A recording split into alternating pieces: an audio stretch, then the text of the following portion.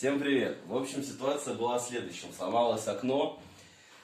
Дня, наверное, 2 я мучился, не знал, что с этим делать. В итоге я нашел замечательных ребят, они пришли. Все очень быстро починили, буквально полчаса у них это все заняло.